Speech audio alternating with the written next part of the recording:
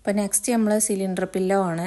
Cylinder പില്ലോക്ക് വേണ്ടി ഒരു 1/2 metre കോട്ടൻ്റെ ക്ലോത്ത് എടുത്തതിൻ്റെ ശേഷം 12 ഇഞ്ച് വിഡ്ത്തും 20 ഇഞ്ച് ലെങ്ത്തും ആയിട്ട് നമ്മൾ അത് കട്ട് ചെയ്തെടുക്കുക.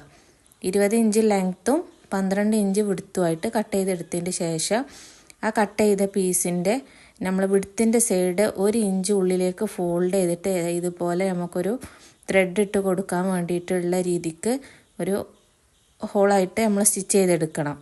2 സൈഡും നമ്മൾ സ്റ്റിച്ച് ചെയ്തെടുത്തതിന് ശേഷം ആ സ്റ്റിച്ച് ചെയ്ത ഭാഗം പുറത്തേക്ക് വരുന്ന രീതിക്ക് ഇതുപോലെ ഫോൾഡ് ചെയ്ത് വെക്കുക. അതിന് 2 ക്ലോത്തും കൂടെ ഫോൾഡ് ചെയ്തതിന് ശേഷം നമ്മളതൊന്ന് അറ്റാച്ച് ചെയ്ത് കൊടുക്കുന്നുണ്ട്.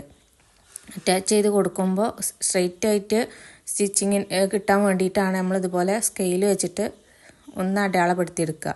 അതിൻ്റെ സെൻറ്റർ ഭാഗം മാത്രം സ്റ്റിച്ച് ചെയ്തെടുത്താൽ മതി. നമ്മൾ ആ ഹോളിട്ട ഭാഗത്തേക്ക് ഒരിക്കലും സ്റ്റിച്ചിങ് പോകരുത്.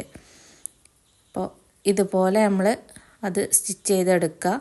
ആ ഹോളിട്ട ഭാഗം നമ്മളതുപോലെ സ്റ്റിച്ച് ചെയ്യാതെ വെക്കുക. നമുക്കതിലൂടെ എന്തെങ്കിലും ലേസോ അല്ലെങ്കിൽ എന്തെങ്കിലും നിങ്ങളെ കയ്യിലുള്ള ത്രെഡോ കാര്യങ്ങളോ യൂസ് ചെയ്തിട്ട് നമുക്കതവിടെ കെട്ടി വെക്കാൻ വേണ്ടിയിട്ട് ചെയ്യാനുണ്ട്.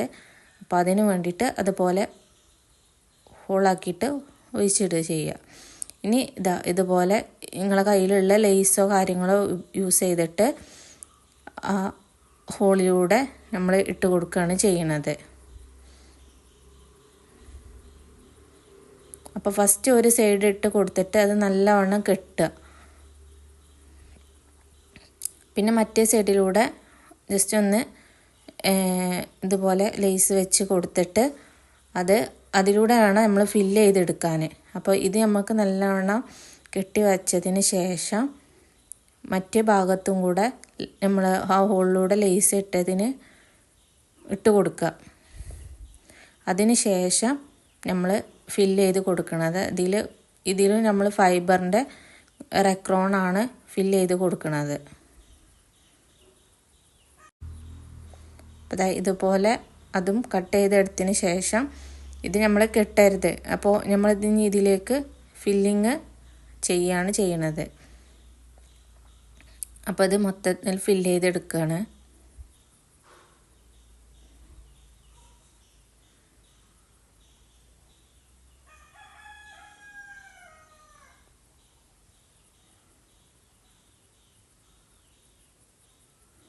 അപ്പോൾ അതാ നമ്മളെ ഫില്ലിങ് കഴിഞ്ഞിട്ടുണ്ട്. ഇനി നല്ലവണ്ണം ഈ അറ്റവും നമ്മളൊരു ബോ പോലെ ടൈ ചെയ്തെടുക്കുക ചെയ്യുക.